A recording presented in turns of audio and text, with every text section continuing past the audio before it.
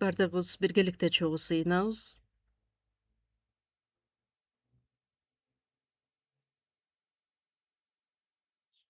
Ырайымдуу, ыйык биздин Кудай Ата.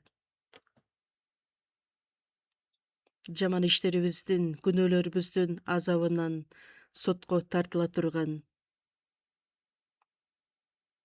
биз жазалана турган күкүрттүү көлгө бара турган адамдардан элек.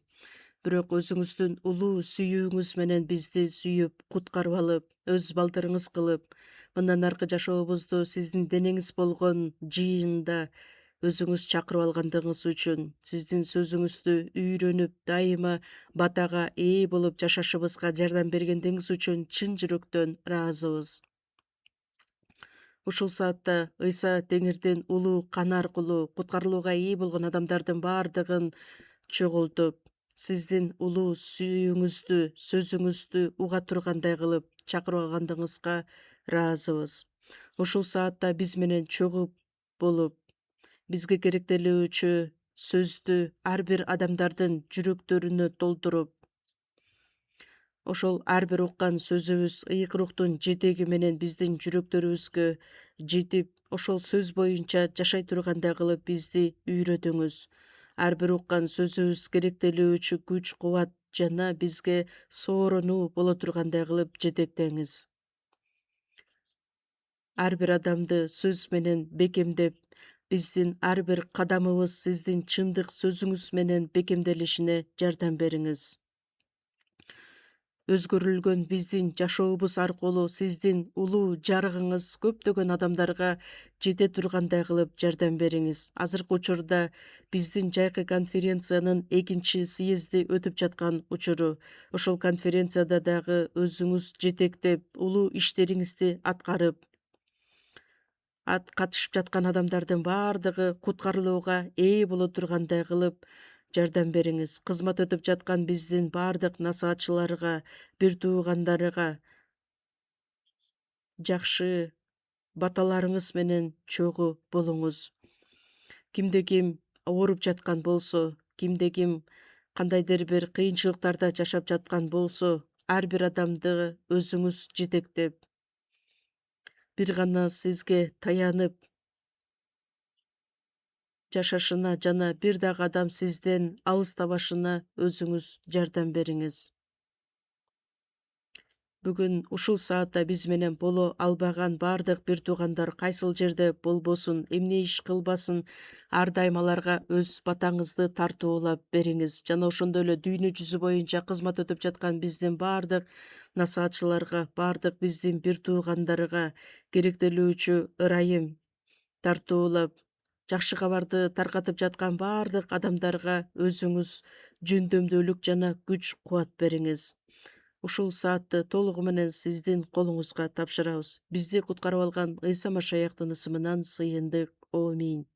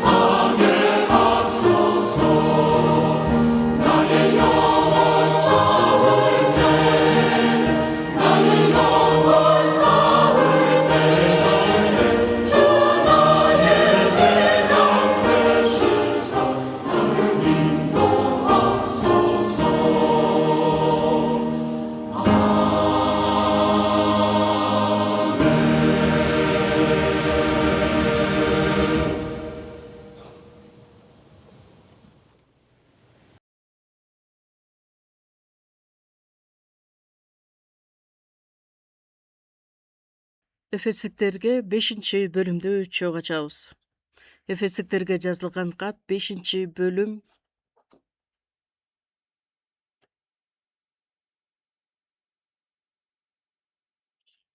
22-аяттан баштап 33-аятка чейин мен сиздерге окуп берейин.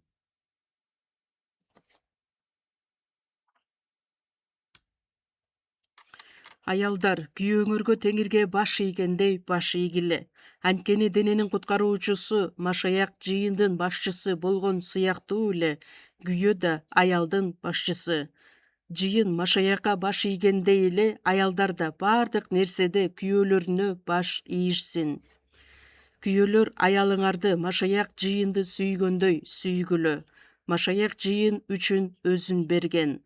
Ал жыйынды сөз менен, суу менен жууп тазалап, ыйыктоо үчүн тагы кемчилиги же ушул сыяктуу бир нерсеси жок, ыйык жана кемчиликсиз кылып, өзүнүн алдына даңктуу кылып коюу үчүн өзүн берген.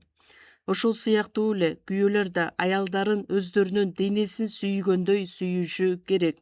Аялын сүйгөн адам өзүн сүйөт. Анткени эч ким эч качан өзүнүн денесин жек көрбөйт. Тескерисинче Машаяк жыйын үчүн кам көргөн сыяктуу өз денесин азыктандырат, жылытат. Анткени биз анын дене мүчөлөрүбүз. Анын этинен жана сөөгүнөн жаратылганбыз. 31-ден баштап чогуу окуйбуз. Ошондуктан адам ата энесин таштап аялы менен биригет. Ошентип экөө бир дене болот. Бул сыр аябай терең. Менин айтканым Машаякка жана жыйынга тиешелүү. Силерге тиешелүүсү болсо бул: күйөөсү аялын өзүн сүйгөндөй сүйсүн. Аял болсо күйөөсүн урматтасын. Ушуга чейин жетиштүү. Азыр биздин жетектөөчү пасторубуз жайкы конференциянын 2-съездинин жакшы кабар сөзүн темасын айтып жаткан учуру, ошондуктан пастордун ордуна мен сиздердин алдыңыздарда чыктым. Азыр жакшы кабар ырайым сөзү айтылып жаткандыктан жүрөктөрүңүздөр менен чогуу биргеликте сыйынып берсеңиздер өтө жакшы болот. 2-съезде кандайча болуп жатат, ошону кыскача сиздерге маалымат бере кетейин. Бүгүнкү күнү эрте мененки статистикага таянсак, жалпы катышкан адамдардын саны 13.808. 13.000ден ашкан цифра быйыл биринчи жолу болуп турат. Анан түшкү тамакты эң көп жеген адамдардын саны 10.528 адамга жетти. Быйылкы жылы түшкү тамакты ичкен адамдардын саны дагы 10.000ден ашканы биринчи жолу болуп отурат. Бул сөздүн мааниси эмне? Демек, ушунчалык көптөгөн биздин бир туугандарыбыз өтө жакшы активдүү түрдө жакшы кабарды таркатып жаткандыгын күбөлөндүрөт. Бул бизди кубандыра турган нерсе, бирок бир жагы жатаканалар жетишпей жатат. Ошондуктан ошол тараптан бир аз кыйынчылыктар бар.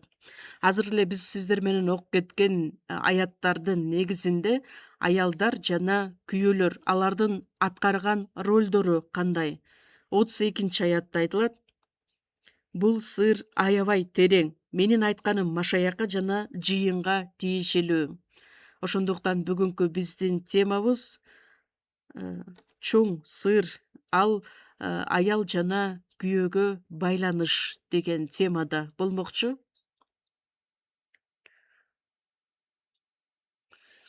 Ыйык жазууну карай турган болсок, жыйын жөнүндө өтө көп сөздөр жазылат. Биринчи эле Корунтуктар 3-бөлүм 9-аятты карай турган болсок, силер Кудайдын кызматташтарысыңар, Кудайдын эген талаасы жана Кудайдын имаратысыңар. 1-Корунтуктар 3-бөлүм 16-аятта Кудайдын ийбадатканасы деп айтылат. Ал эми жакан 10-бөлүмдү карай турган болсок, Ыйса өзүн мен жакшы кайтаруучумун деп тааныштырат.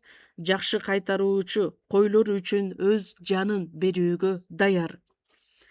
Биздин жакшы кайтаруучубуз болгон Ыйса Машаяк аркылуу куткарылууга ээ болгон адамдардын бардыгын бир короо кой деп атайт. Ошондуктан Жакар 10-бөлүм 16 аятта ошондо бир короо кой, бир койчу болот деп айтылат. Биздин кайтаруучубуз Ыйса өзү болду. Ал эми кайтаруучу, жакшы кайтаруучу болгондуктан өзүнүн койлору үчүн жанын берген. Жакан 15-бөлүмдө дагы айтылат, жүзүм жана анын сабагы. Кудай Ата ал өзү жүзүмчү экендиги, ошонун баардыгын бириктирип айта турган болсок, бунун баардыгы жыйынды символдойт жана жыйындын маанисин өтө жакшы бизге чагылдырып берген. Жаңы келишимдеги көптөгөн сөздөрдү карап көрө турган болсок, 1-Корунтуктар 12-бөлүмдө 12-аятта бир дене болгону менен мүчөлөрү көп. Ошондой сыяктуу эле Машаяктын денеси болуп эсептелген жыйын да көп мүчөлөрдөн турат. Ал эми 12-бөлүм 27-аятта силер Машаяктын денесисиңер, өз алдынча алганда ар бириңер ошол дененин мүчөлөрүсүңөр деп айтылат.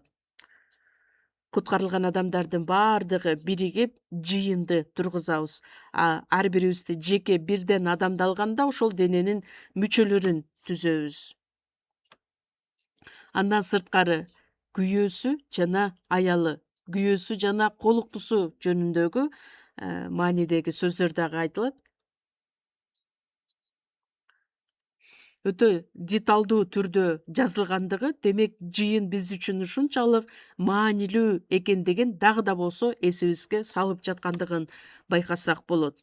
Эң эле ири тараган мааниси боюнча колдонулган сөз бул аялы менен күйөөсү.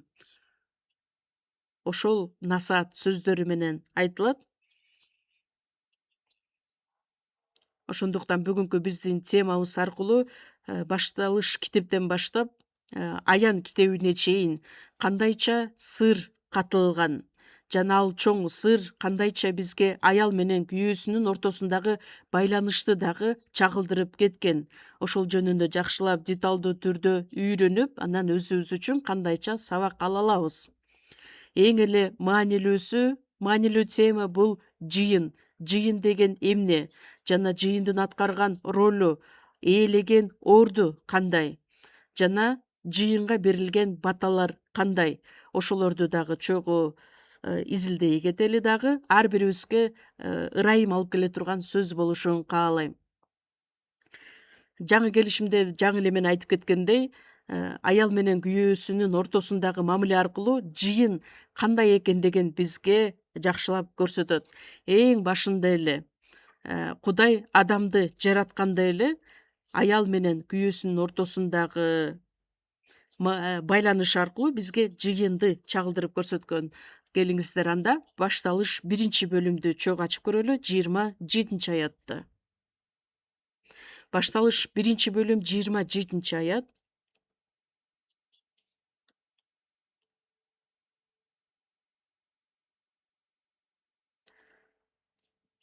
Чогуу окуйбуз. Ошентип Кудай өз бейниси боюнча адам жаратты. Аны Кудайдын бейниси боюнча жаратты. Аларды эркек аял кылып жаратты. Эң башында Кудай адамды жараткан. Демек ошол адамды жаратканда эле өзүнүн эрки камтылган эле. Өз бейниси боюнча жаратты дегендей, биз сиздер менен жакшы билгендей, адам баласы күнөө кетирип Кудайдан алыстады. Бирок ошого карабастан Кудай өзүнүн батасын тартуулап, адамга түбөлүк жашоону тартуулайт. Адам менен түбөлүккө бир жашаш үчүн жараткан. Ал эми Римдиктерге 3-бөлүм 23-аятта баардыгы күнөө кетирип, Кудай ээ кыла турган даңктан айрылып калышкан деп айтылат. Күнөө кетиргендиктен ал бейишке барбайт деп жазып койсо болот эле да. Бирок бул жерде кандай айтылат? Кудай ээ кыла турган даңктан айрылып калышкан. Демек, Кудайды жаратканынын негизги максаты Кудай ээ кыла турган даңкка ээ болсун деп. Аял жана эркек кылып жаратты. Бул жерде кандай сыр катылган? эркек аял кылып жаратты деген сөз. Бул жердеги эркек бул Кудайдын образын чагылдырат. Ал эми аял Кудайдын сүйүүсүнүн түгөйү болгон адамды чагылдырат. Биз сиздер менен жакшы билгендей, 1-Жакан 4-бөлүм 16-аятта Кудай сүйүү. Сүйүү деген эч качан жалгыз боло албайт. Сүйө турган сөзсүз түрдө ага түгөйү болушу керек. Ал эми 1-Корунтуктар 11-бөлүм 7-аятта эркек Кудайдын бейнеси жана даңкы деп айтылат. Аял болсо күйөөсүнүн даңкы. Демек тартип кандайча болушу керек? Эркек Кудайдын бейнеси жана даңкы. Эркек Кудайдын образын символдаса, анда аял болсо ошол эркектин адамдын сүйүүсүнүн түгөйү болгон адамды чагылдырат, көрсөтөт. Ал эми башталыш 2-бөлүмдө, башталыш 1-бөлүмдө адамды жаратты деп айтылат. Ал эми башталыш 2-бөлүмдө дагы да кененирээк, деталдуу түрдө биринчиден эркекти жаратып, андан кийин аялды жараткандагы мазмундар айтылат.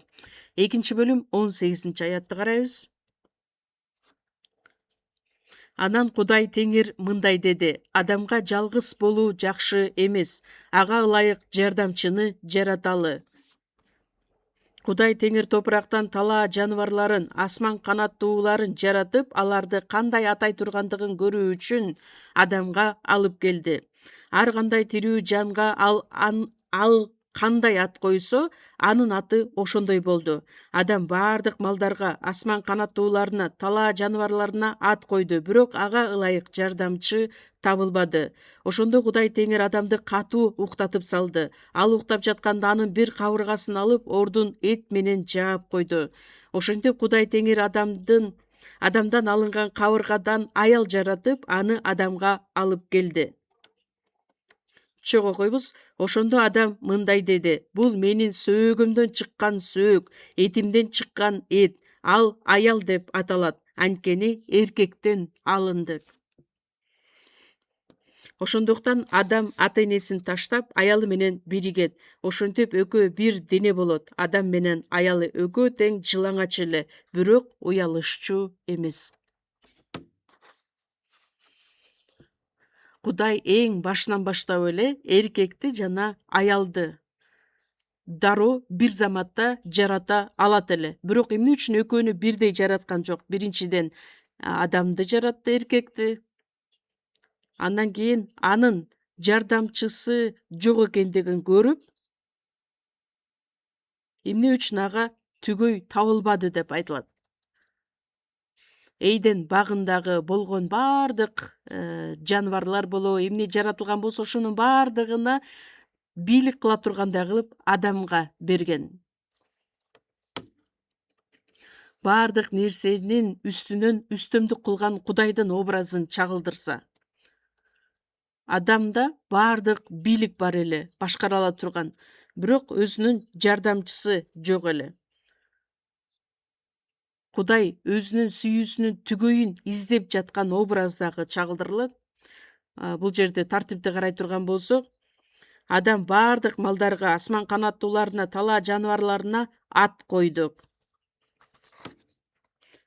Адам кандай атаган болсо, ошондой аталып келди. Демек, адам өзгөчө акылман, жөндөмдүү экендигин билсек болот. Адамдар элестеткендей таш доорунда, коло доорунда жапайы адамдардай болуп адам жашаган эмес. Анткени адам ата өзгөчө акылмандуулукка ээ эле. Ар бир жаныбарга ат койгондугу, баардыгын түгөйлөрү менен жүргөнүн көрдү дагы, бирок адамдын өзүндө жардамчысы жок эле. Сүйүүнүн түгөйүн издей тургандай кылып, каалай тургандай кылып Кудай катуу уктатып салат. канчалык деңгээлде уктатат, ал кабыргасын алганда дагы сезбей уктай турган дагы. Анын кабыргасын алат дагы адан аял жаратат. Анан адамга алып келгенде адам аны көрүп, бул менин сөөгүмдөн чыккан сөөк, этимден чыккан эт, ал аял деп аталат. Анткени эркектен алынды. Ошондо аял эркек болуп жаратылды. Экөө бир дене болот.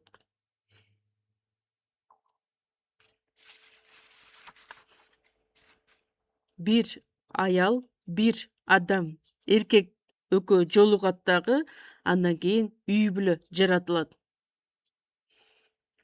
Кудай көптөгөн аялдарды жарата ала турган дагы мүмкүнчүлүгү бар эле, бирок бир эле аял кылып жаратты.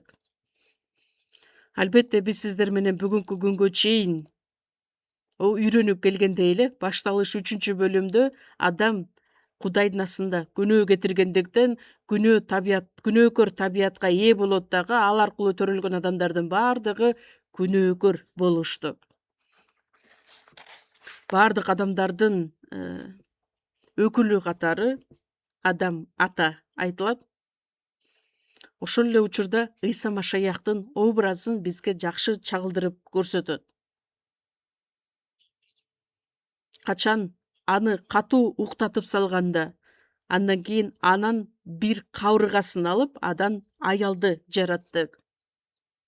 Демек, адам атанын да сүйүүсүнүн түгөйү пайда болду. Римдиктерге 5-бөлүмдө айтылат, келе турган кишинин бейнеси болгон адам атаныкындай. Келе турган бул Ыйса Машаяк жөнүндө айтылган эле. Ыйса Машаяк бул дүйнөгө келип, айкаш жыгачка кадалып, өзүнүн канын төгүп, бүт кыйынчылыкты, азапты башынан өткөрүү аркылуу бизге эмне деген жыйынтык алып келди. Жакшы кабарды биз биле тургандай кылып, куткарылууга ээ боло тургандай кылып. Ыйса Машаяктын биз колуктусу боло тургандай кылып, ошол жолду ачып берди. 2-бөлүмдө, башталыш 2-бөлүм 24-аятта. Ошондуктан адам ата энесин таштап, аялы менен биригет. Ошентип экөө бир дене болот деген сөз Эфестиктерге 5-бөлүмдө 31-аятта ошол эле сөздөр колдонулуп айтылат. Ошондуктан адам ата энесин таштап, аялы менен биригет. Ошентип экөө бир дене болот. Бул сыр аябай терең. Менин айтканым Машаякка жана жыйынга тиешелүү. Башталыш 2-бөлүмдөгү биринчи эркекти жараткандыгы, аны катуу уктатып, анын сүйүүсүнүн түгөйү катары жардамчы кылып аялды жаратты дагы, бир үй бүлө курулгандыгы, Ыйса Машаяк менен куткарылган жыйындын ортосундагы терең сыр жөнүндө айтылган. Эң биринчи эркекти жараткандыгы, демек, жаңы келишимдеги жыйындын образы, күйөөсү жана колуктусунун ортосундагы байланыш катары бизге ачып берген. Андан сырткары, байыркы келишимди карай турган болсок, Кудай менен Израилдин ортосундагы байланышты дагы күйөөсү менен аялынын ортосундагы байланыш катары дагы чагылдырылган. Кудай менен Израилдин ортосундагы байланыш аялы менен күйөөсүнүн ортосундагы байланыш аркылуу дагы түшүндүрмө берилген. Эң эле көп мазмундагы айтылган сөз бул Ышая китеби. Ышая китебин дагы чогуу ачалы эми. 54-бөлүм. Ышая 54-бөлүм. Ышая 53-бөлүмдү сиздер жакшы билесиздер. Ыйса Машаяк бул дүйнөгө келгенге чейин 700 жыл мурун эле пайгамбарчылык сөз айтылып, айкаш жыгачка кадалуу аркылуу биздин күнөөлөрүбүздүн баардыгын өз моюнуна ала тургандыгы жазылат. Ал эми улантылып 54-бөлүмдө бир нече аятты окуп берейин. 1-аятта: Кубан баласы жок төрөбөс аял, кубанып кыйкыр, катуу үн сал, толго тартып кыйналбаган аял. Анткени күйөөсү бар аялга караганда күйөөсү таштап кеткен аялдын балдары көп дейт Теңир. Андан кийин 5-аятта анткени сенин жаратканың сенин күйөөң, анын ысымы Себайот Теңир, сенин куткаруучуң Израилдин ыйыгы, ал бүт жер жүзүнүн Кудайы деп аталат. Анткени Теңир сенин күйөөсү таштап кеткен, кайгыга баткан аялды чакыргандай, жаш кезинде аялдыкка алынып, кийин четке кагылган аялды чакыргандай чакырып жатат дейт сенин Кудайың. Мен сени аз убакытка таштагам, бирок улуу ырайым менен кабыл алам. Каарым кайнап турганда мен сенден өз жүзүмдү убактылуу жашырдым.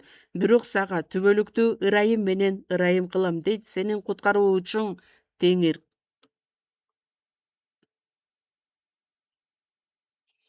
Ышая 54-бөлүмдөгү мазмун Израиль бутка табынуучулук аркылуу буркандарга табынуу менен келген Ыйса Машаяктан баш тартышат дагы, анан кийин Вавилониянын кол алдында жашашат.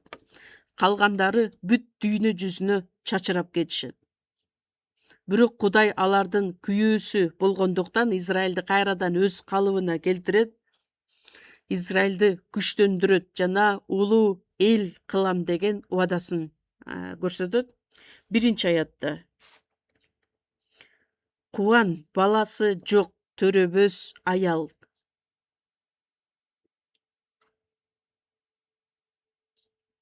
Жалгыз аял, төрөбөгөн аял деп айтылат.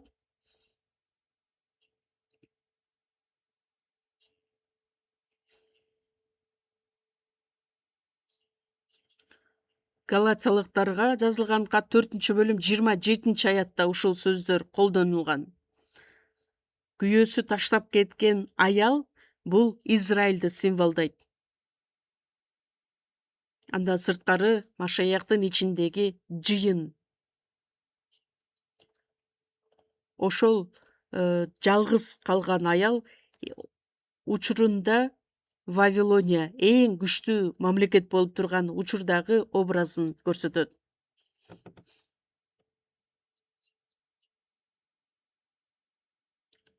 Кубан баласы жок төрөбөс аял, кубанып кыйкыр, катуу үн сал. Толго тартып кыйналбаган аял. Кубанып кыйкыр дейт. Катуу үн сал дейт. Ырда дейт. Вавилониянын кол алдында кулчулукта жашап жатышат.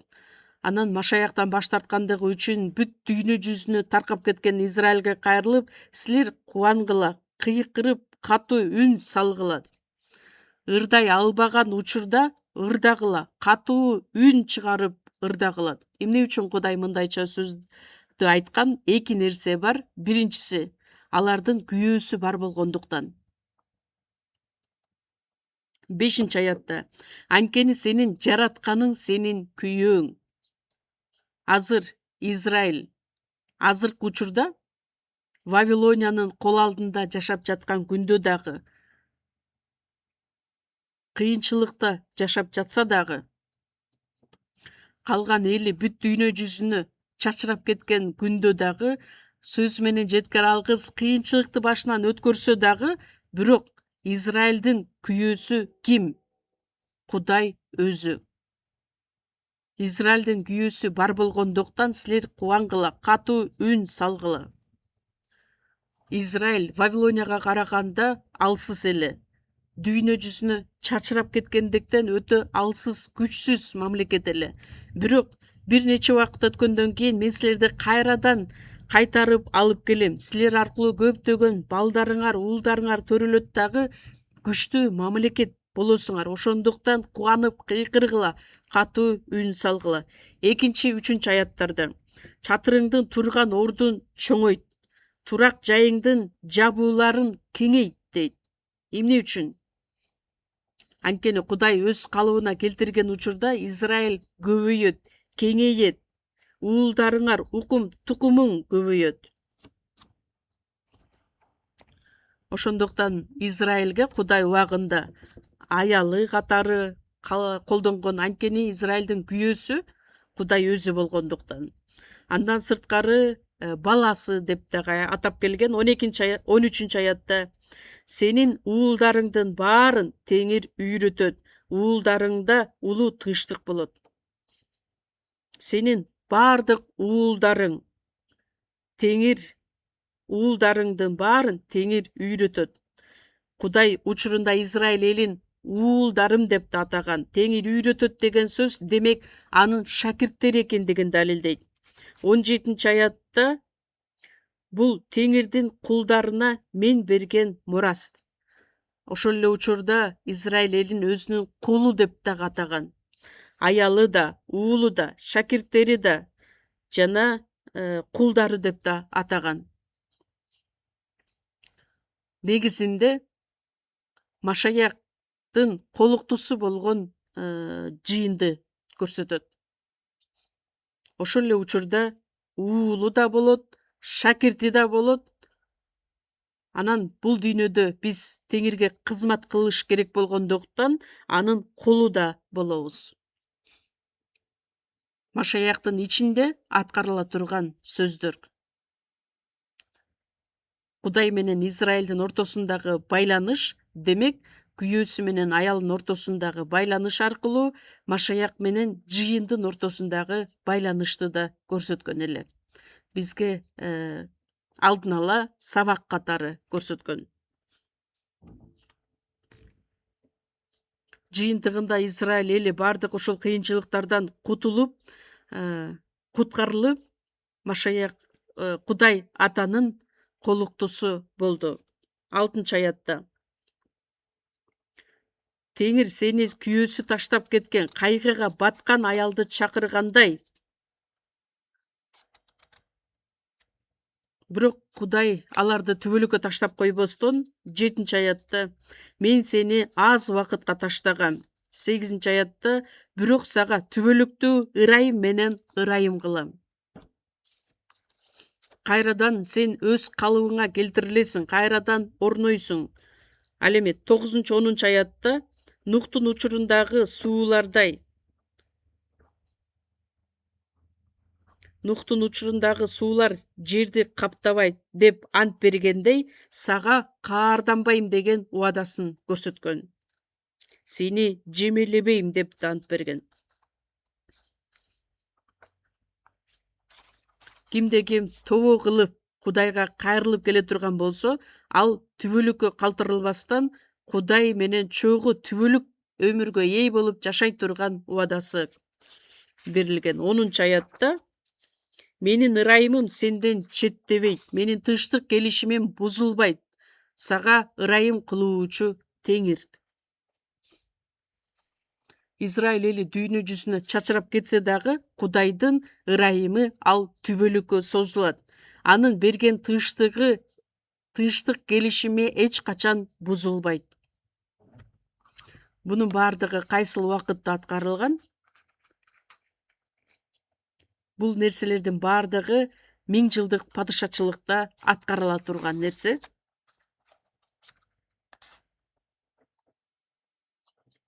Ошол учурда Ыйса Машаяк өзү жеке башкара турган убакыт.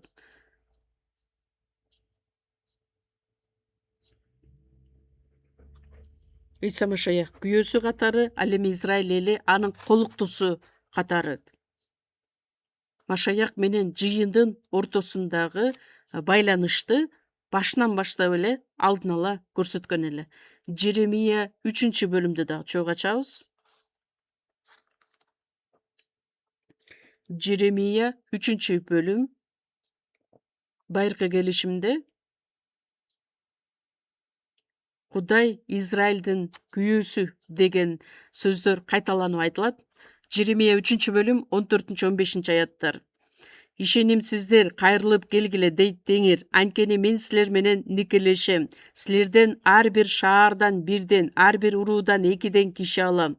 Анан силерди Сионго алып келем. Анан мен силерге менин жүрөгүмө жаккан койчуларды берем. Алар силерди билим менен, акыл менен кайтарышат.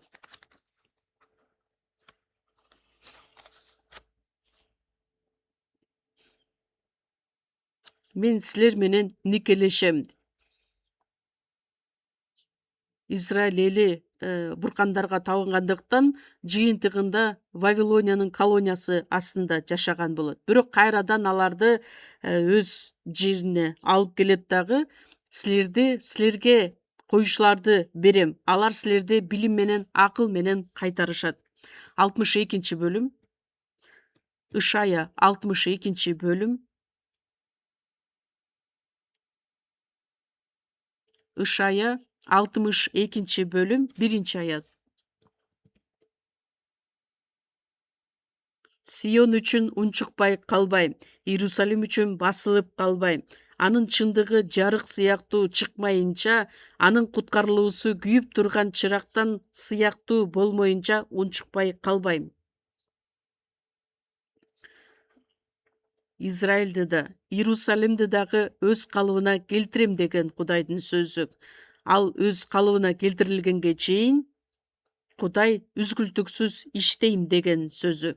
4-аятты чогуу койбуз. Мындан ары сени Кудай таштап кеткен эл деп аташпайт.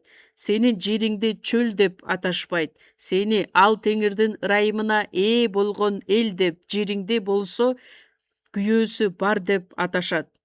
Анткени теңир сага ырайым кылат, жериң никелешип кошулат. Биздин конференция өткөн лагерде Хепсиба деген кафебиз бар. Хепсиба деген сөз айтылат бул жерде. Хепсиба деген сөздүн мааниси теңир сага ырайым кылат деген сөз. Күйөөсү бар деген. Израиль эли Кудайдан баш тарткандыгы үчүн Кудай аларды таштап койгон, бирок жыйынтыгында Кудай өзү Иерусалимди жана Израилди калыбына келтирип, өз жерине кайтарып алып келем деген Кудайдын убадасы бар эле. Хепсиба деген сөз айтылат. Демек кайрадан теңир сага ырайымын тартуулайт. Анткени сен күйөөсү бар элсиң. Күйөөсү бар аялсың. Жакшы маанидеги сөз. Биз кандайча сабак ала алабыз өзүбүз үчүн? Кудайдын кубанычы кимге арналган? Ыйыкталган бир туугандар үчүн. Забур китеби 15 бөлүмдө сенин жер үстүндөгү ыйыктарыңа, атактууларыңа тартылам. Куткарылган адамдар үчүн теңир ар дайым өзүнүн кубанычын тартуулайт. Андан сырткары биз куткарылган боло турган болсок, анда биз Машаяктын колуктусу болуп калабыз. Кудай менен Израилдин ортосундагы байланыш сыяктуудай эле Машаяк аркылуу биз дагы анын колуктусу, же болбосо жыйын менен түздөн түз байланыш болгон адамдар болуп калдык. Андан сырткары 3 биримдиктүү Кудай өзү. 3 бирдиктүү Кудай аткарган эң маанилүү иш бул эмне? Эң маанилүү иш күйөөсү, өзүнүн колуктусу үчүн аткарган иштери. Кудай ар дайым өзүнүн сүйүүсүнүн түгөйүн издеп жүргөн ишти аткарат. Кудай Ата үйлөнүү тоюн өткөрөт дагы. Ал эми анын уулу Ыйса Машаяк бул дүйнөгө келди, айкаш-чыгачка кадалды дагы, куткарылуу ишин аткарып, жакшы кабар сөзүн бүт дүйнөгө тартуулап, ошол чындыкка ишенген адамдардын баардыгы ошол нике тоюна катыша ала турган адам кылыш үчүн.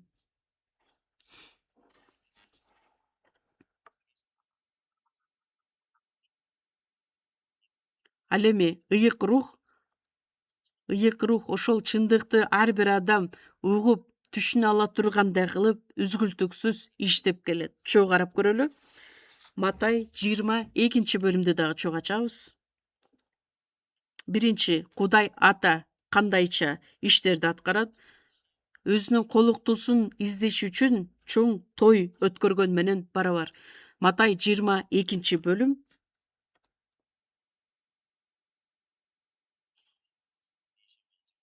Матай 22 бөлүм биринчи экинчи аяттар.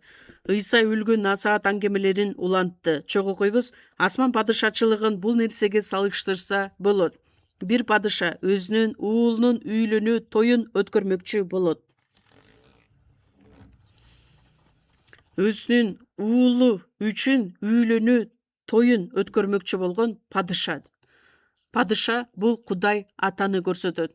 Ал эми өзүнүн уулу деп бул Ыйса Машаякты түшүнсөк болот.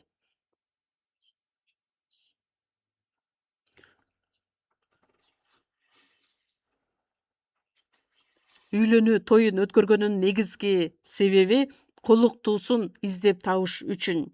Дүйнө жаратылгандан баштап эле Ыйса Машаяктын колуктуусун издеш үчүн улуу иштер аткарылып келе жаткан.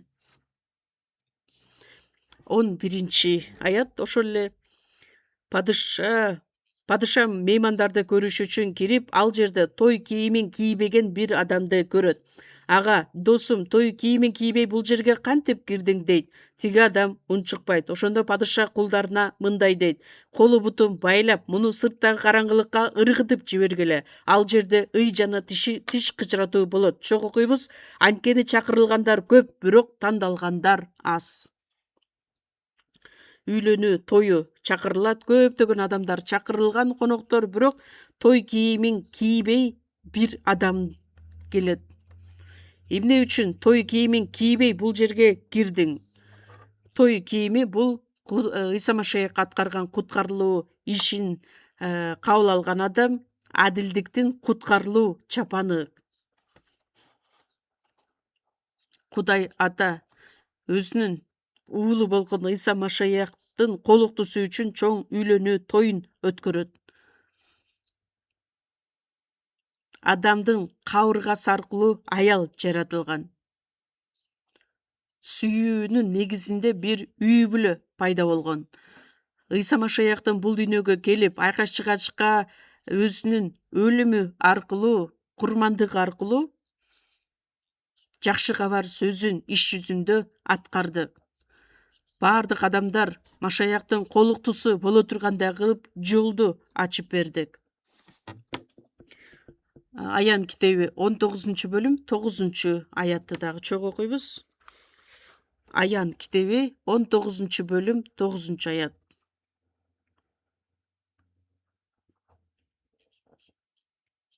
Аян 19 бөлүм 9 аят.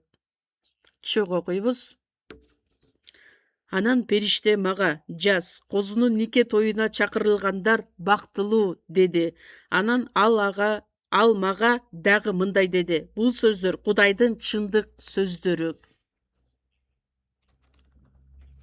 Бул жерде карасаңыздар, козунун нике тоюна чакырылгандар бактылуу. Козу бул күйөөсү. Ал эми ошол тойго чакырылгандардын бардыгы бактылуу. Ыйса Машаяк аткарган жакшы кабарды кабыл алып, колуктусу болгон адам, ал бактылуу адам болот. Бул сөздөр Кудайдын чындык сөздөрү.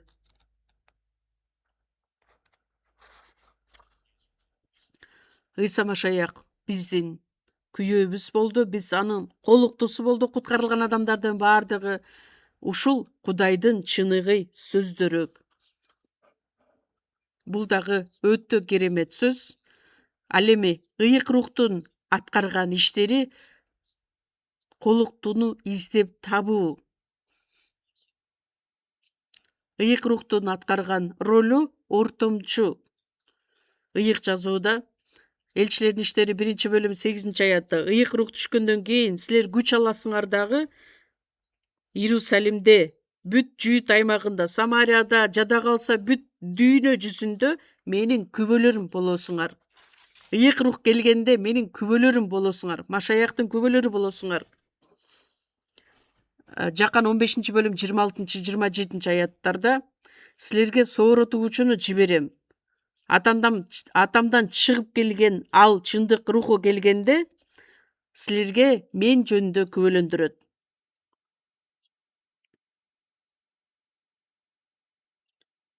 ыйык рух Машаяк жөнүндө күбөлөндүрөт.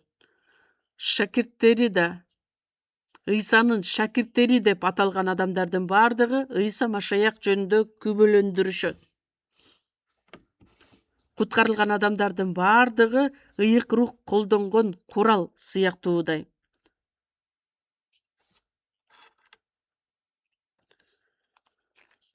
Элчи Павыл бизди кандайча сөздөр менен дагы атап келген, ошону карай кетели. Корунтуктарга жазылган 2-кат 11-бөлүм 2 жана 3 аяттар. Чогуу окуйбуз.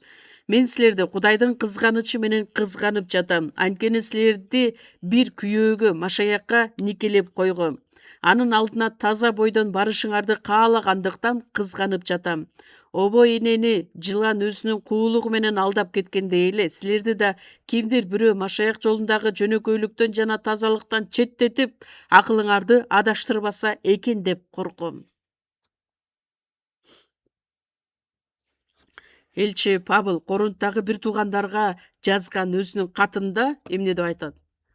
Мен силерди Кудайдын кызганычы менен кызганып жатам. Силер үчүн мен Кудайдын астында ортомчумун. Кудай өзү колдонгон мен куралмын. Машаякты күбөлөндүрүп, ал жөнүндө сөз айтып, башталыш 24-бөлүмдө Ибрайым өзүнүн үйүндө жашаган кызматчысы болгон Элиезер жөнүндө айтат. Өзүнүн уулу Ыскакка аял алып келди. Канаан жерине барасың дагы ошол кыздардын арасынан уулум Ыскакка аял алып келесиң. Анан Ибрайымдын кызматчысы болгон, кулу болгон Элиезер атайын барат дагы Ыскакка аял алып келет. Ибрайым бул Кудай атанын образын чагылдырса, Ыскак болсо Ыйса Машаякты, ал эми Элиезер болсо бул ыйык рухту чагылдырган болот. Ортомчу болгон. Кудайдын эң маанилүү иши бул Машаяктын колуктусун издеп табуу. Аян 22-бөлүмдү да чогуу ачабыз. 17-аят. Аян 22-бөлүм 17-аят.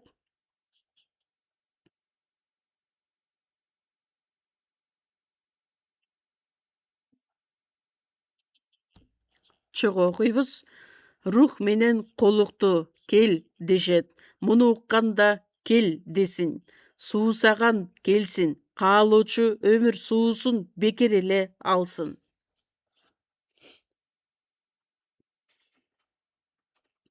Бул жерди карасаңыздар, рух менен колукту кел дешет.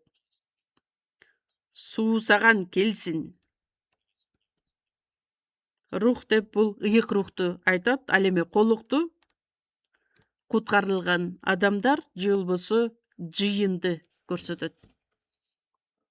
Кээ бир адамдар айтышат, туура эмес жыйындарда Кудай ата болсо, демек Кудай эне да бар деп. Ошондой болобу? Колукту демек Кудай энени билдирет деп чечмелеп же болбосо бурмалап коюшат. Ыйык рухтун аткарган иши Машаякты күбөлөндүрүп жана ага колуктуну табуу, колукту менен байланыштыруу.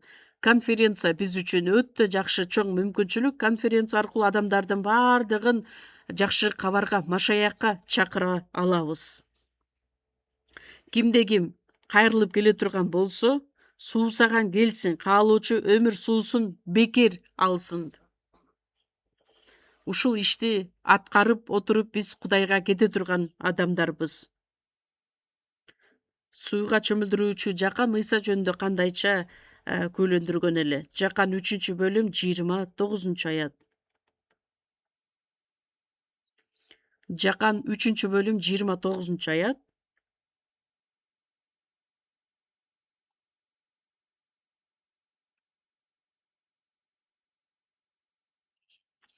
29-аят чогуу окуйбуз. Колуктусу бар адам күйөө. Ал эми күйөөнү жанында туруп алып тыңшап турган күйөө жолдош анын үнүн укканда аябай кубанат. Мен ошол кубанычты башымдан өткөрдүм. Сууга чөмүлдүрүүчү жакан мына бул Кудайдын курмандык козусу, ал бүт дүйнөнүн күнөөсүн өз мойнуна алат деген күбөлөндүрүү аркылуу көптөгөн адамдар Машаякка кайрылып келишкен.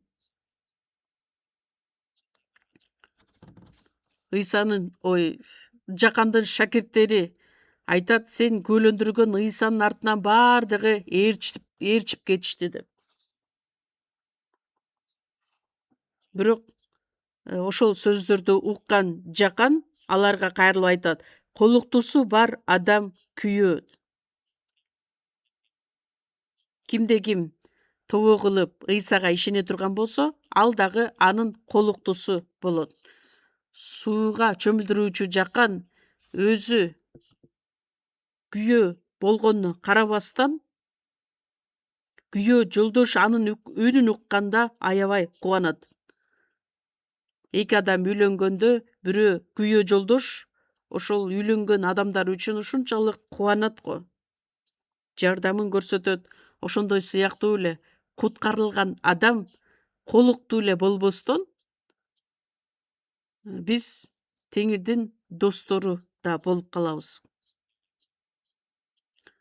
Ыйса жана ыйык рух аткарган иштерде, кубанычтуу иштерде катыша ала турган адамдар болобуз. Кудайдын аткарган эң улуу иши бул колуктусун издеп табуу, жана ага сүйүүнү тартуулоо. Машаяктын колуктусу болуш үчүн кандай шарт коюлган? Ыйса Машаякты куткаруучу катары кабыл алуусу керек. Ошол адам ошол шартка таянуу менен куткаруучу катары Ыйса Машаякты кабыл ала турган болсо, анда ал адам дагы анын колуктусу боло алат. Бул жөнүндө Ошуя китебинде айтылат. Ошуя китеби, биз көп бул аятты китепти ачпайбыз, ошондуктан кээ бирлер адашып калышы мүмкүн. Даниэлден кийин Ошуя китеби 1-бөлүмдү чогуу ачабыз. Ошуя 1-бөлүм, бир нече аяттарды эстерип окуп берейин. 2-аят. Теңирдин Ошуяга сүйлөгөн сөзүнүн башы. Теңир Ошуяга бар, өзүңө бузулган аялды жана бузуктуктун балдарын ал. Анткени бул жер Теңирден баш тартып, аябай бузуктук кылып жатат, деди. Ошондо Ошуя барып, Диблаимдин кызы Гомерди алды. Анын боюна бүтүп, ага уул төрөп берди. Анан Теңир ага мындай деди: ага Израиль деген ат кой. Анткени бир аз убакыт өткөндөн кийин Израилдин каны үчүн жею тукумун жазалайм. Ошентип мен Израиль падышачылыгын жок кылам. 6-аят. Гомердин дагы боюна бүтүп кыз төрөдү. Ошондо Теңир Ошуяга мындай деди: ага Ло Рухам деген ат кой. Анткени мен мындан ары Израиль тукумуна ырайым кылбайм, аны кечирбейм. Андан кийин 8-аят. Ло Рухамды эмчектен чыгаргандан кийин анын боюна бүтүп уул төрөдү. Ошондо Теңир мындай деди: ага Ло Ами деген ат кой. Анткени силер менин элим эмессиңер. Мен да силердин кудайыңар болбойм. Бирок Израиль уулдарынын саны деңиз кумундай өлчөңгүс, саналгыс болот. Силер менин элим эмессиңер деген жерде аларга силер тирүү Кудайдын уулдарысыңар дешет. Ошондо Жүйүт уулдары менен Израиль уулдары чогулуп, өздөрүнө бир башчы коюшат. Өздөрү куулуп барган жерден чыгышат. Анткени Израилдин күнү улуу болот. 2-бөлүм 1-ди чогуу окуйбуз. Бир туугандарыңарга Ами менин элим деп айткыла. Эже карындаштарыңарга Рухам ырайым кылынган деп айткыла. 2-аятта Теңирдин Ошуяга сүйлөгөн сөзү. Ошуяга айтылды: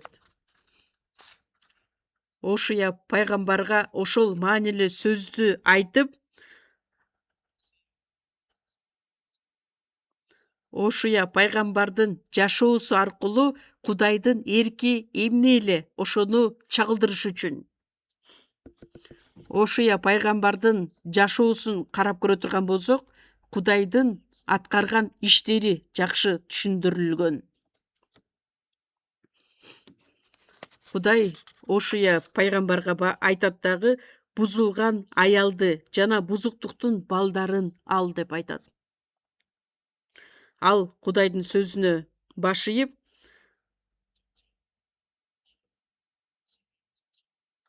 бузулган аялды алат дагы Гомер болот. Ал 3 уул төрөп, 3 бала төрөйт.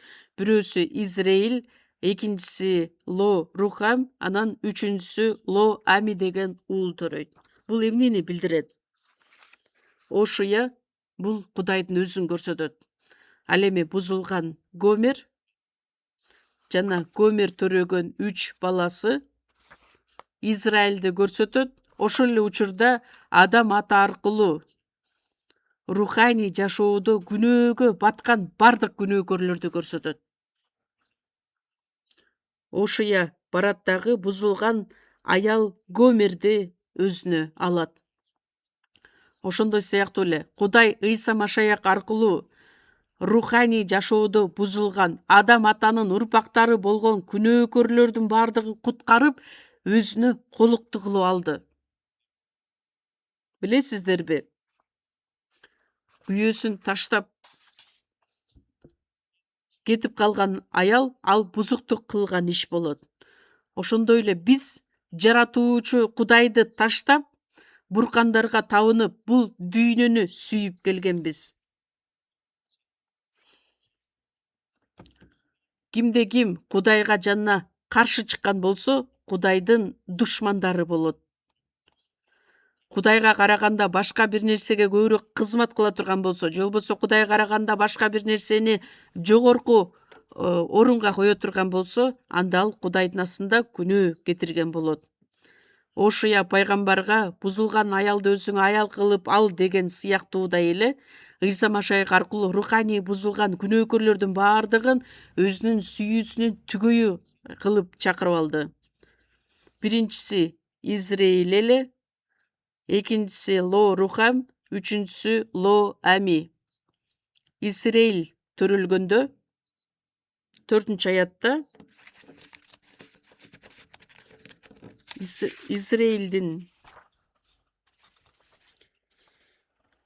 Израилдин каны үчүн жеүү тукумун жазалайм. Кудайдын эрки Ло Рухам деген сөз Израиль менин элим эмес дегенди билдирет. Биз чындыгында адам ата аркылуу Кудайдын ырайымына ээ болбогон адамдар элек. Биз Кудайдын эли эмес элек. Жыйынтыгында ушул жашоо менен жашасак, түбөлүк тозокко бара турган тагдырда жашаган адамдар элек. Бирок аягында карасак 11-аятта ошондо Жүйүт уулдары менен Израиль уулдары чогулат. Өздөрүнө бир башчы коюшат. Анткени Израилдин күнү улуу болот.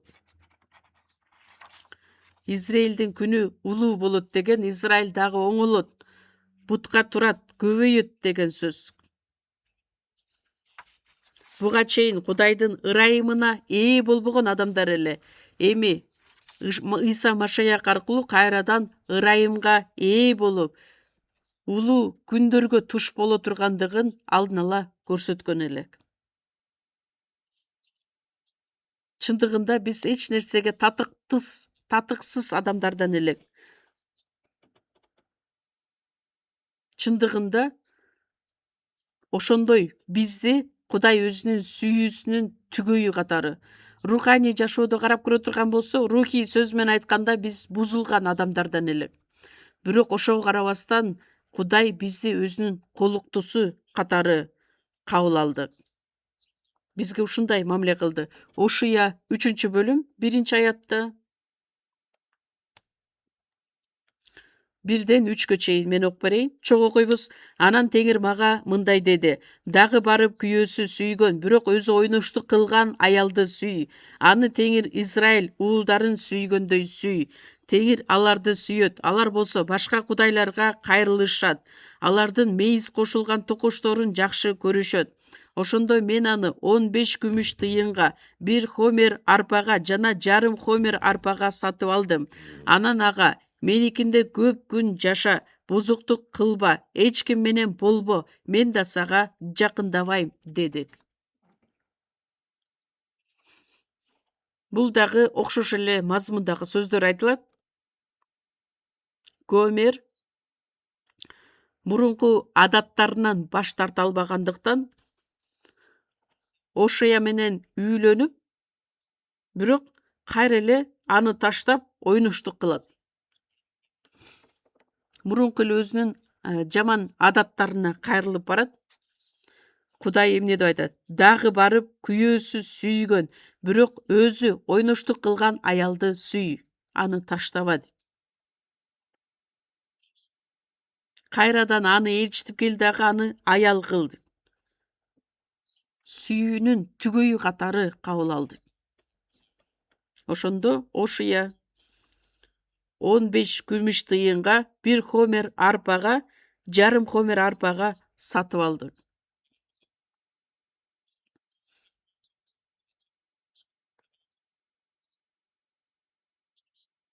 Ошия өзү үчүн Гомерди кайрадан сатып алды. Ошия Кудайдын аткар деп буйругуна башкана ийбестен, бузуктук кылган күндө дагы, ойноштук кылган күндө дагы ал аялды чынында сүйгөндүктөн. Бул эмнени билдирет? Биз куткарылууга ээ болуп, Машаяктын колуктусу болушубуз үчүн биздин колуктубуз болгон Машаяктын курмандыгы сөзсүз түрдө керектелген эле. Адам атанын кабыргасы керектелген сыяктуудай эле Машаяктын биз үчүн алып келген кымбат баалуу курмандыгы керек эле. 1 Корунтуктар 7-бөлүм 23 аятта: силер кымбат баада сатылып алынгансыңар, ошондуктан адамга кул болбогула. Элчилердин иштери 20-бөлүм 28 аятта: өз канын төгүп сатып алган жыйын. Ыйса Машаяктын улуу каны төгүлгөндүктөн биз ага таандык адамдар болдук. Биз үчүн эмес, Ыйса өзү үчүн бизди колукту кылып алды. Ишая 43-бөлүмдө: мен өзүм сенин кылмыштарыңды өзүм үчүн өчүрөм. Кудай өзү үчүн, Машаяк өзү үчүн кымбат баада бизди сатып алды. Эми биз эмне кылышыбыз керекпиз? Ошия Гомерге айтат: меникинде көп күн жаша, бузуктук кылба, эч ким менен болбо, мен да сага жакындабайм деди. Машаяк бизди колукту кылып алгандан кийин, демек мен колуктум болгон, күйөөм болгон Машаяктан эч качан алыстабастан жашашым керек. Анткени биздин күйөөбүз болгон Машаяк өзү бизге өзгөрбөс сүйүүсүн тартуулады. Ыйса биздин түбөлүк күйөөбүз болду. Ал эми биз анын түбөлүккө колуктусу болуп калдык. Биз дагы руханий жашообузда Ыйса Машаякка болгон түз мамилебизди сакташыбыз керек. Ошуя 2-бөлүм 19 аят, 19-20 аяттар. Чогуу окуйбуз. Мен сени менен түбөлүккө никелешем. Мен сени менен чындык жана адилеттиктин, ырайым жана боорукердиктин негизинде никелешем. Мен сени менен ишенимдүүлүктүн негизинде никелешем. Ошондо сен өзүңдүн Теңириңди таанып билесиң. Мен сени менен түбөлүккө никелешем. Биз Машаяктын колуктусу, түбөлүк сүйүүгө ээ боло турган анын колуктусу болдук. Чындык менен адилеттиктин, ырайы менен боорукердиктин негизинде никелешем. Эки мааниде айтсак болот, улуу сүйүү аркылуу анан Машаяк өзүнүн адилеттигин бизге тартуулады. Айкаш чыгачта күбөлөндүрүлгөн сүйүүсүн бизге тартуулады.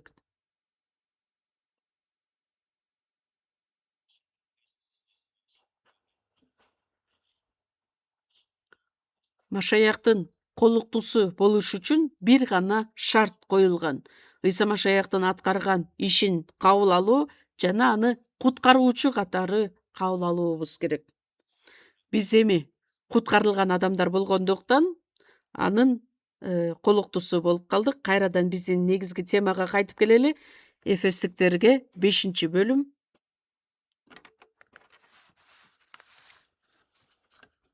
Эфестиктерге 5-бөлүм 32-33 аяттар чогуу окуйбуз. Бул сыр аябай терең. Менин айтканым Машаякка жана жыйынга тиешелүү. Силерге тиешелүүсү болсо бул: күйөөсү аялын өзүн сүйгөндөй сүйсүн, аял болсо күйөөсүн урматтасын. Бир үй бүлөдө аялы менен күйөөсүнүн ортодогу мамилеси бул чоң сыр. Башталыштан баштап андан кийин байыркы келишимдеги сөздөр, жаңы келишимдеги сөздөгү маанилердин баардыгы терең сыр. Бир үй бүлөдөгү аялы менен күйөөсүнүн ортодогу мамилеси дагы бул Машаяк менен жыйындын ортосундагы мамилесин жакшы чагылдырат.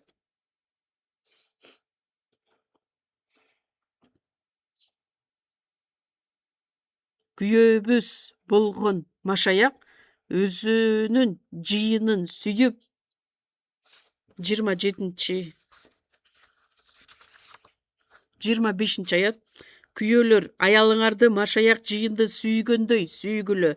Машаяк жыйын үчүн өзүн берген. Машаяк жыйынды сүйгөндөй. Күйөөлөр, эсиңерге жакшылап тутуп койгула. Машаяк жыйынды сүйгөндөй силер да аялыңарды ошондой сүйүшүңөр керек.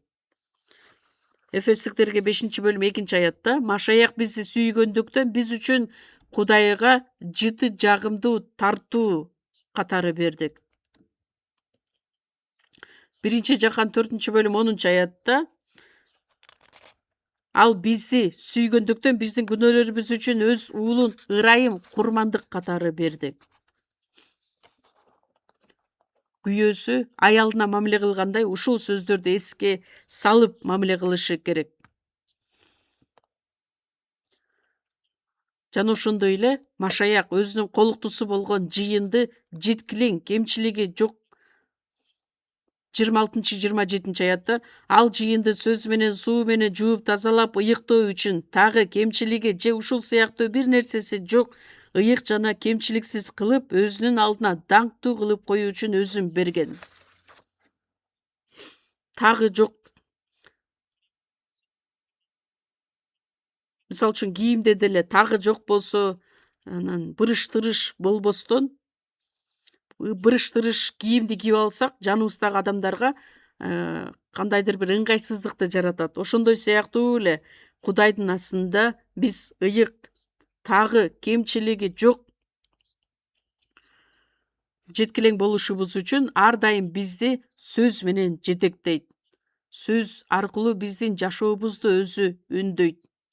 Анткени колуктусу даңктуу түрдө, кемчилиги жок, кемчиликсиз туруусун каалайт. 28-аятта ошол сыяктуу эле күйөөлөр да аялдарын өздөрүнүн денеси сүйгөндөй сүйүшү керек. Аялын сүйгөн адам өзүн сүйөт. Анткени эч ким эч качан өзүнүн денесин жек көрбөйт. Тескерисинче Машаяк жыйын үчүн кам көргөн сыяктуу өз денесин азыктандырат, жылытат. Анткени биз анын дене мүчөлөрүбүз, анын этинен жана сөөгүнөн жаратылганбыз. Ар бир адам өзүнүн денесин дайыма жакшы көрөт, азыктандырат, жылытат. Эми биз Машаяктын колуктусу болгон жыйынды Кудай өзү ошондой мамиле кылат. Ар дайым өз жардамын берет. Машаяк жыйынга мамиле кылгандай аялдар укпай эле койсоңуздар болот. Бул сөздү күйөөлөр жакшы уккула. Үй бүлөлүк жашоодо дагы ушул сөздөрдүн баардыгы иш жүзүндө жакшы аткарылышы керек. Машаяк жыйынды кандай сүйүп, кандай мамиле кылган болсо, күйөөлөр аялдарына ушундай мамиле кылышы керек. Демек, жыйын өз тарабынан эме кылышы керек? Тил алчаак болушу керек. 22-аяттан баштап, аялдар күйөөңөргө теңирге баш ийгендей баш ийгиле. Анткени дененин куткаруучусу Машаяк жыйындын башчысы болгон сыяктуу эле күйөө да аялдын башчысы. Жыйын Машаякка баш ийгендей эле аялдар да баардык нерседе күйөөлөрүнө баш ийишсин.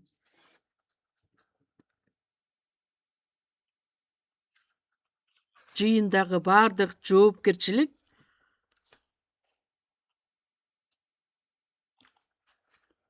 баардык иштерде тил алчаак болуу. Жыйындын эң биринчи жоопкерчилиги жана аткара турган иши бул тил алчаактык, баш ийүү деген сөз.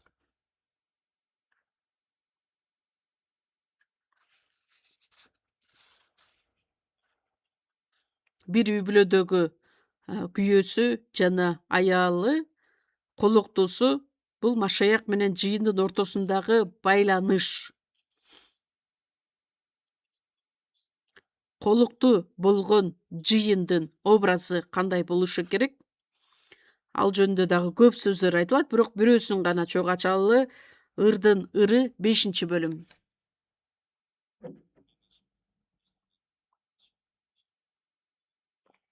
Биз колуктуу, ал эми Машаяк биздин башчыбыз, күйөөбүз болду. Демек, ар дайым ага тил алчаак жана баш ийүүбүз керектелет. Ырдын ыры 5-бөлүм 9-аят. Аялдын сулуусу, сени сүйгөн жигитиң башкалардын сүйүктүүлөрүнүн эмнеси менен артык? Бизге ушинтип ант бергидей, сени сүйгөн жигитиң башкалардан эмнеси менен артык? Мени сүйгөн жигитим ак жуумал, кызыл жүздүү, ал 10 000 эркектен артык. Башы таза алтын, чачы тармал, карганын канатындай капкара, көзү сүткө киринип, ыракаттанып отурган суу боюндагы көгүчкөндөй. Бети жыпар жыттуу гүлзар, жыпар жыттуу өсүмдүктөрдүн жөөктөрү. Эриндери лилия, суюк мира таам турат. Колу тапоз таштары жаткырылган жумуру алтын устун, ал эми ичи сапфир таштары бастырылган пил сөөгү, буту алтын таканычка коюлган мармар мамы, сырткы көрүнүшү Лебанондой кедир жыгачындай бийик, оозу таттуу, анын бүт келбети келишкен. Иерусалим кыздары, мени сүйгөн жигити мына ушундай, менин досум мына ушундай. Иерусалимдеги баардык кыздар Суламитага келип сурашат: сенин жигитиң башкалардан эмнеси менен айырмаланат? Анан башка элдер бизден сурашы мүмкүн да, сен ушунчалык ыйса дейсиң, ыйса эмнеси менен артык? Ыйса сени үчүн эмне иш кылды? 10-аятта мени сүйгөн жигитим ак жуумал, кызыл жүздүү. Ак жуумал деп бул адилет ыйсаны көрсөтөт. Кызыл жүздүү деп бул канды билдирет. Ак жумал деп бул ыйсанын сапатын көрсөтөт. Кызыл жүздүү деп ал биз үчүн аткарып берген иши, төккөн каны. Башы, чачы, көзү, бети, эриндери бүт жалпысына караганда ушунчалык сулуу. Ыйсанын ээ болгон сапаттары, кылган иштери баардыгы түбөлүк, эч качан өзгөрүлбөй турган нерселер.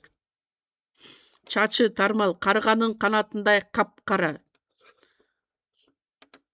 Чачы тармал, капкара деген сөз демек бул күчкө ээ экендигин көрсөтөт.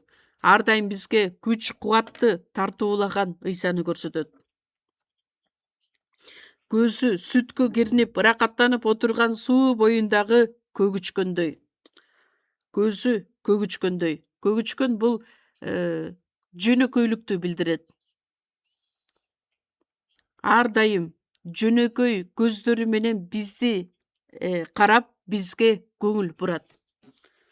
Анткени Ыйса дайыма биз тарапка жакшы иштерди тартуулап, дайыма жакшы ийгиликтерге жетишүүбүздү каалайт. Кандайча кылган күндө бизди туура үндөйүн, бизди кандайча кылган күндө жакшы жетектейин, жакшы ырайымды тартуулайын деген сөз менен.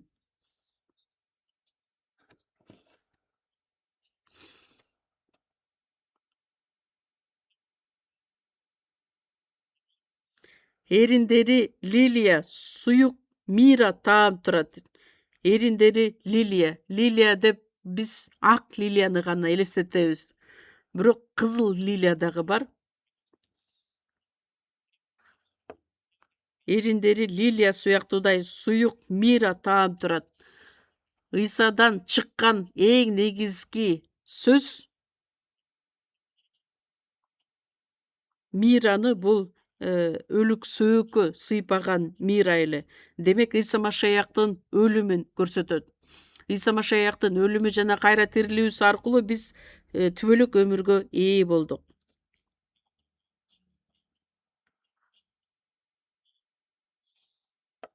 Бардык тараптан карап көргөндө Ыйса Машаяк биз үчүн ушунчалык жеткилең, ал биздин күйөөбүз болду. Ал эми ошол күйөөсү Машаяк жактырган колуктунун образы кандай болушу керек? Ырдын ыры 4-бөлүм 1-аят. О кандай сулуусуң сүйгөн кызым, кандай сулуусуң, тармал чачыңдын астындагы көзүң көгүчкөндүн көзүндөй, чачың Гилад тоосунан түшүп келе жаткан эчкилердей, тиштериң суудан чыгып келе жаткан кыркылган койлордой. Алардын ар биринин эгиз козулары бар. Алардын арасында кысыр калганы жок. Эрдин кызыл тасмадай, оозуң татынакай, тармал чачтарыңдын астындагы эки бетиң экиге бөлүнгөн анардай, мойнуң дөөттүн курал жарактары үчүн курулган мунарасындай. Ага баатырлардын миңдеген калкандары илинген. Төшүң лилия гүлдөрүнүн арасында оттоп жүргөн эгиз жаш жейирендей.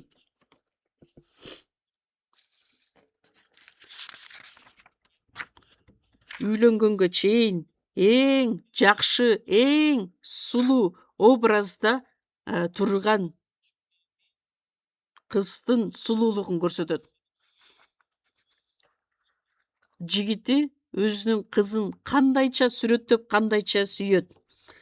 О кандай сулуусуң сүйгөн кызым, кандай сулуусуң. Кудай да бизге ушинтип кайрылат, менин сүйүктүүм деп. Ыйык жазууда билесиздерби?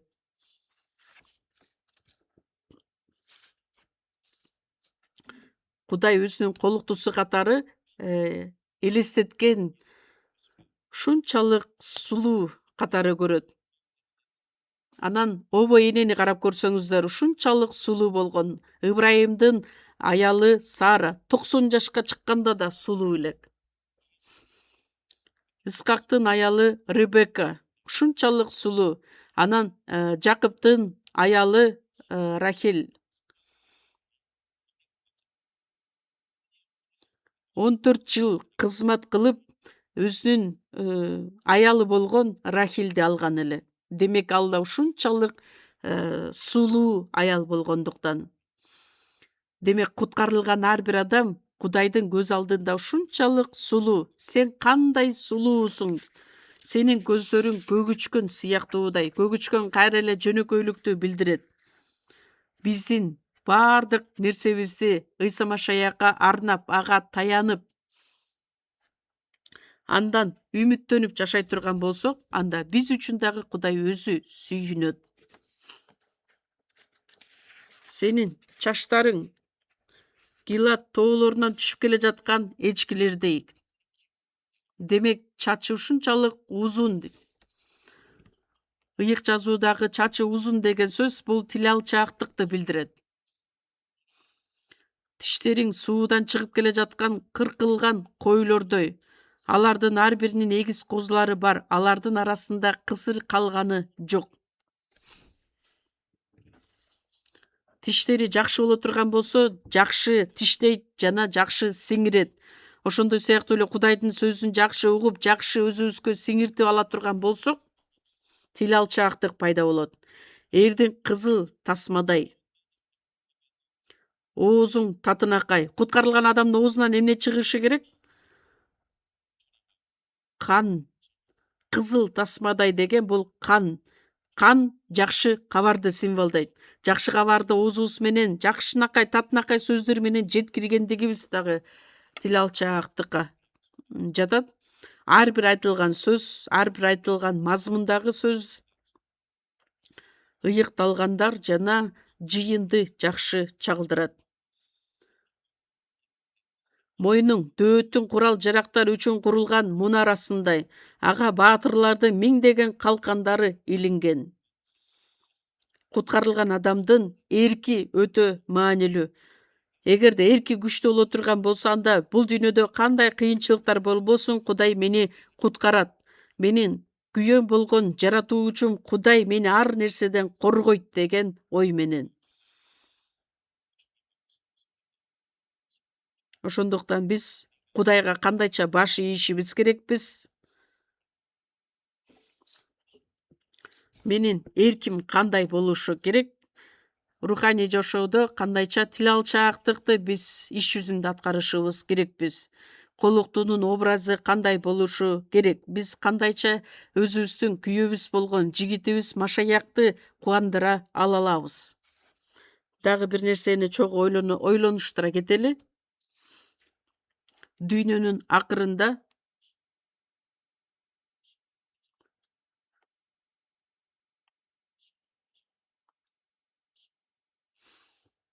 бузулган аял кандайча жазага тартылат жана Машаяктын колуктусу болгон аял эмнеге ээ боло алат? Ошол жөнүндө да карай кетели. Аян 19-бөлүм.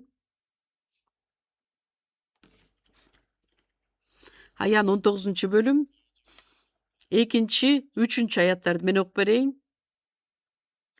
Анткени анын өкүмдары адилет жана акыйкат. Анткени ал бузуктугу ашынган аялды соттоду.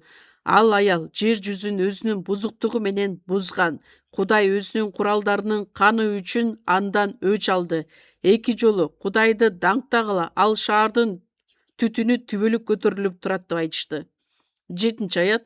Сүйүнөлү, кубаналы жана аны даңктайлы, анткени козунун никелешүү убагы келди. Анын колуктуусу өзүн даярдады. Ага таза жана жаркыраган зыгыр буласынан кийим кийүүгө укук берилди. Анткени зыгыр кийим ыйыктардын адилдиги. Анан периште мага: "Жаз, козунун нике тоюна чакырылгандар бактылуу" деди. Анан ал мага мындай деди: "Бул сөздөр Кудайдын чындык сөздөрү". Ошондо мен ага таазим кылуу үчүн бутуна жыгылдым. Бирок ал мага: "Мындай кылба, мен Ыйса Машаяктын күбөлөндүрүүсүнө ээ болгон сенин жана сенин бир туугандарыңдын кызматташымын. Кудайга таазим кыл, анткени Ыйса Машаяктын күбөлөндүрүүсү пайгамбарчылыктын руху" деди. Жетиштүү ушуга чейин? Аян 19-бөлүмдө 7-аятта козу жөнүндө айтылат.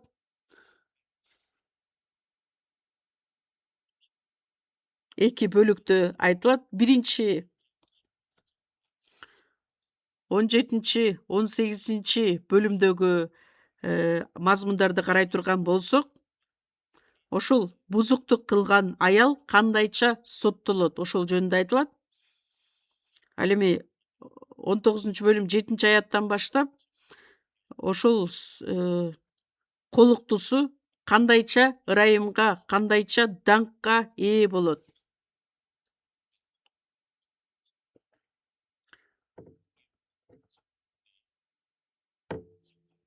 3-аятта Кудайды даңктагыла.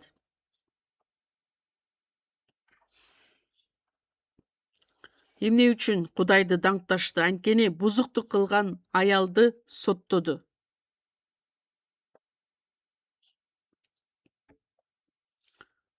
Бузулган аялды соттогондогу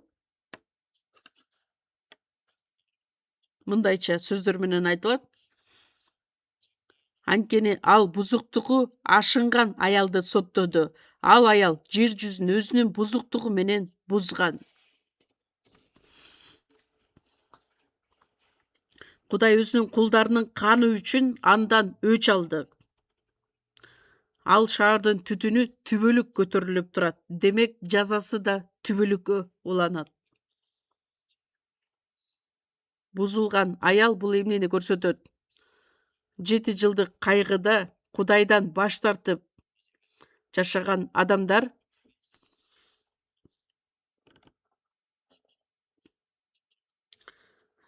диний биримдик же болбосо уюштурулуп жаткан азыркы 17 бөлүмдө чогуу окуйбуз. 1-2 аяттар. 7 чөйчө кармаган 7 периштенин бири келип мага мындай деди: бери жакын кел, мен сага көптөгөн суулардын үстүндө отурган өтө бузулган аялдын үстүнөн болгон сотту көрсөтөм. Ал аял менен жер үстүндөгү падышалар бузуктук кылышкан. Ал аялдын бузуктугунун шарабына жер үстүндө жашагандар мас болушкан. Көптөгөн суулардын үстүндө отурган бузулган аял. Көптөгөн суулар деп бул дүйнө жүзүн көрсөтөт. Дүйнө жүзүнүн үстүн бириктирген. Азыр биз көп байкабастак дагы дүйнөлүк диний биримдик уюштурулуп жатат азыркы учурда. Бара жаткан жолдорубуз башка болсо дагы бара турган жерибиз бир деп айтышат. Кантип ар кандай жол менен барган күндө дагы барган жери бир болуп калсын. Азыр дүйнөлүк саясат, дүйнөлүк экономиканы бардыгын бириктирүүгө аракеттер жумшалып жатат. Ал аял менен жер үстүндөгү падышалар бузуктук кылышкан. Ал аялдын бузуктугунун шарабына жер үстүндө жашагандар мас болушкан.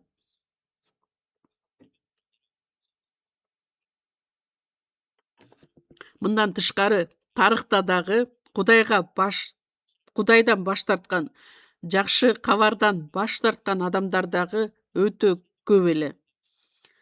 Машаяктан баш тарткан, анын сөзүнө ишенбеген адамдар. Ошондуктан эки түрлүү гана адамдар гана болот. Машаяктын колуктусу же болбосо бузулган аялга кошулган. 6 аятта. Мен бул аялдын ыйыктардын жана ыйсанын күбөлөрүнүн канына тойгонун көрдүм. Аялды көрүп мен аябай таң калдым.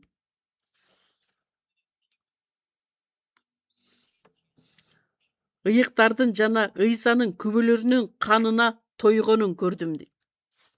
Тарыхта карап көрө турган болсок, Рим падышасына таянуу менен айкаш-чыгачка ыйсаны кадап коюшту. Анан шакирттер убагында, элчилер убагында дагы ишенген адамдарды, көптөгөн адамдарды кыйнашты, канын төктүрдү. Аян китеби 18 бөлүм 24 аятты дагы чогуу карайбыз. Аян 18 бөлүм 24 аят. Бул шаардан пайгамбарлардын ыйыктардын жана жер үстүндөгү бардык өлтүрүлгөн адамдардын каны табылган деди.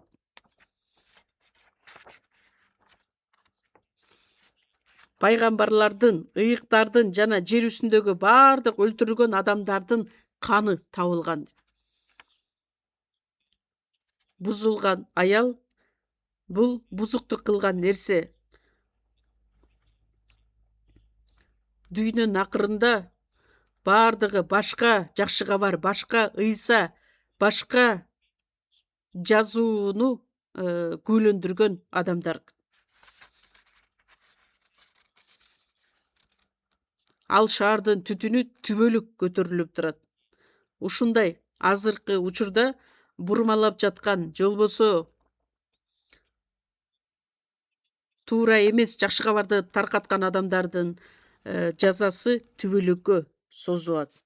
18-бөлүм 4-аятты. Анан мен асманда мындай деп сүйлөгөн башка үндү уктум. Менин элим анын күнөөлөрүнө ортоктошуп, анын башына түшө турган аламаттарга кабылып калбашың үчүн андан чык.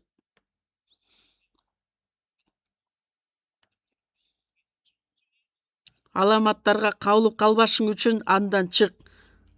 Ал үчүн айырмаланган жашоо менен жашашы керек. 17-18 бөлүмдөрдө ошол бузуктук кылган бузулган аял кандайча соттолот, Кудай баардык ыйыктар үчүн өч ала тургандыгы жөнүндө айтылат. 19-бөлүм 6-аятта. Ана мен топ элдикиндей, суулардын шаркыраганындай жана күндүн катуу күркүрөгөндөй болгон үндү уктум. Ал үн мындай деп жатты. Кудайды даңктагыла, анткени баардыгын кармап туруучу Кудай теңир падышачылык бийликти колуна алды.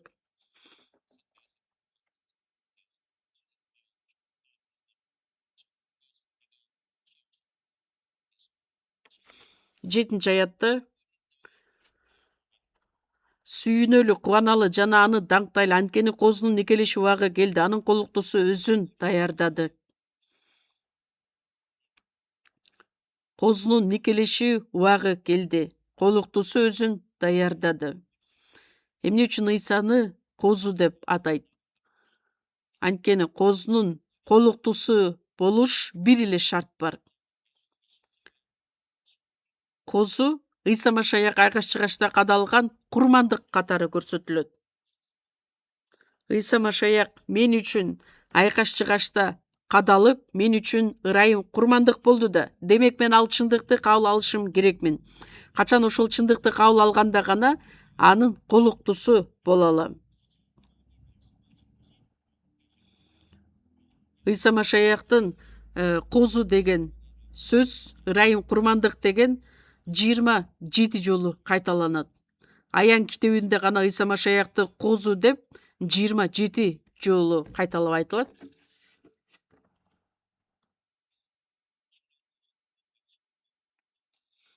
Машаяктын колуктусу болуу бир эле шарт, аны курмандык козу катары кабыл алган адам гана. Никелешүү убагы келди. Демек, Кудай өзү убадалаган убакыт келип калды. Кудайдын белгилеп койгон убактысы келгенде Ыйса Машаяк кайрадан келет дагы. Ыйса Машаяк келген учурда куткарылган адамдардын баардыгы асманга көтөрүлөт дагы, чыныгы никелешүү тою башталат. Азыркы учурда биз убада гана тургузуп жатабыз, ал эми чыныгы никелешүү тою түбөлүк асманда бейиште болуп өтөт.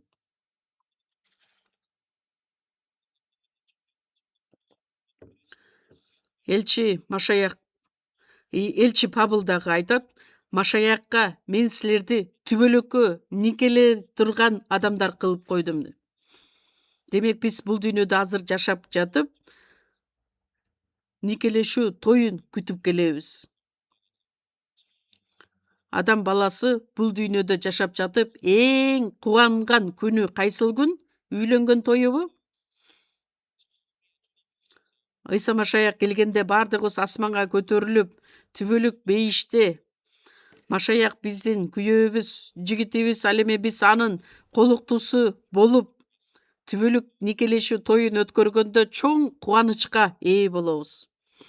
6-аятта. Топ элдикиндей, суулардын шаркыраганындай, күндүн катуу күркүрөгөнүндөй үн болот. Ошондо Кудайды даңктагыла. Эмне үчүн ушунчалык чоң кубаныч болот? Суулардын шаркыраганындай деген сөздү түшүнө алчу эмесмин, бирок шаркыратманын астына барып суунун үнүн укканда, ушундай болот турбайбы деген сөздү элестете алдым. Ушунчалык кубанычка толгондуктан 7-аятта сүйүнөлү, кубаналы жана аны даңктайлы. Бул дагы боло турган нерсе.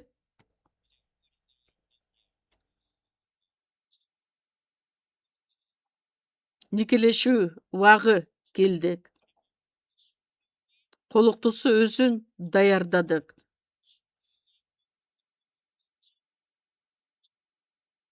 Колуктусу өзүн даярдагандыктан эми күйөөсү ээ болгон даңкка дагы колуктусу кошо ээ боло алат.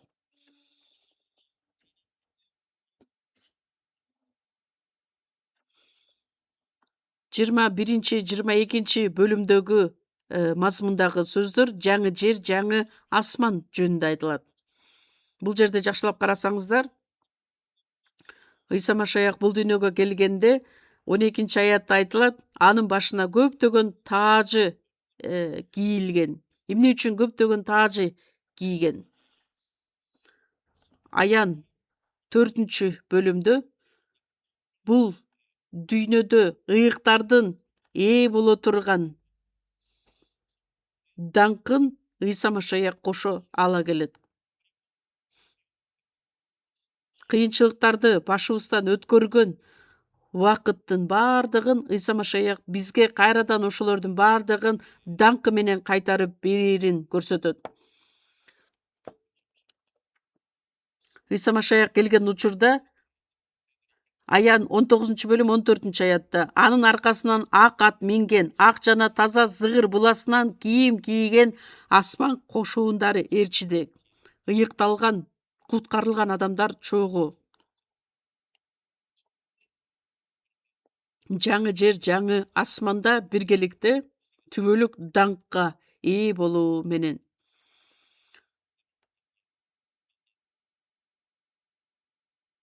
Кандайча кыскача айта кетсек болот, күйөөсү кандай даңкка ээ болсо, колуктусу да ошондой даңкка ээ боло алат.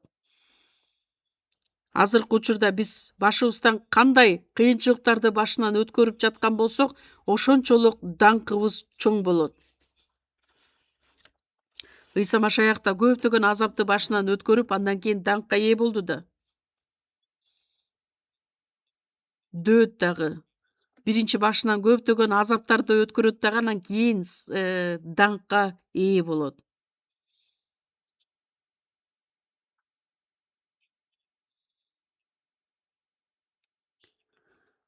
Дөөт падыша өзүнүн кыйынчылыктардын башынан өткөрүп жаткан учурда кызы анын кыйынчылыгына чогуу катыша алган жок. Анткени ошол учурда башкага бирөөгө күйөөгө тийип кеткен.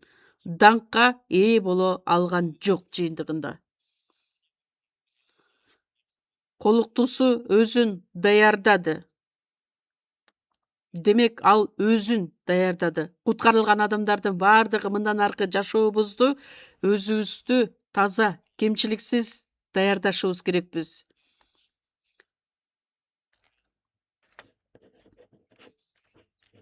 Ар дайым жыйында чогулган сайын жүрөгүбүздү сөз менен жууп, тазалап, өзүбүздү даярдаган менен барабар.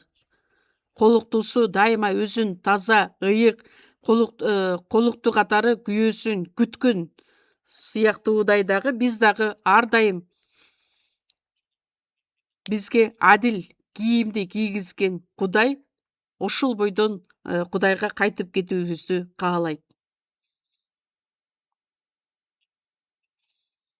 Биз сөзсүз түрдө жоош жана момун жашоо менен, баш ийүү менен, тил алчаактык менен, тынчтык жолу менен Кудайдын асына барганга аракет кылышыбыз керекпиз. Анткени Ыйса бизге ошол нерсени үйрөткөн. Мен жоошмун жана момунмун. Жаныңарга тынчтык табасыңар. Ак ат минген учурда ак ат мине ала турган укукка дагы ээ болобуз. Ал үчүн мындан аркы жашообузду биз татыктуу жашоо менен жашаганга аракет кылышыбыз керекпиз. Аян 19-бөлүм 5-аятта анан тактыдан мындай үн чыкты. Кудайдын баардык кулдары, андан корккондор, чоңдор да, кичинелер да биздин Кудайды мактагыла. Кудайдын кулдары деп айтылат. Бул жерде периштелер жөнүндө айткан жок. Эмне үчүн куткарылган адамдарды кулдары деп айтат? Анткени бул дүйнөдө биз Кудайга кызмат кылган кызматчылар катары кулдар деп аталган. Ошондуктан биз бул дүйнөдө башка адамдар өзүбүз эле колуктуу болбостон, башка адамдардын баардыгы Машаяктын колуктуусу боло тургандай кылып аракет кылышыбыз керекпиз. Бирок бүгүн бир аз сиздерди көбүрөөк кармап койдум окшойт. Кандай болгон күндө дагы биз Машаяктын колуктуусу экенибизди эч качан унутпайлы, чогуу сыйынабыз. Кудай Ата, сизге рахмат. Бизге ушунчалык маанилүү, мүмкүнчүлүктүү жана убакытты тартуулап бергендигиңиз үчүн ыраазыбыз. Бүгүн да ушул сөздү үйрөткөндүгүңүз үчүн. Биз эч нерсеге татыксыз адамдардан элек.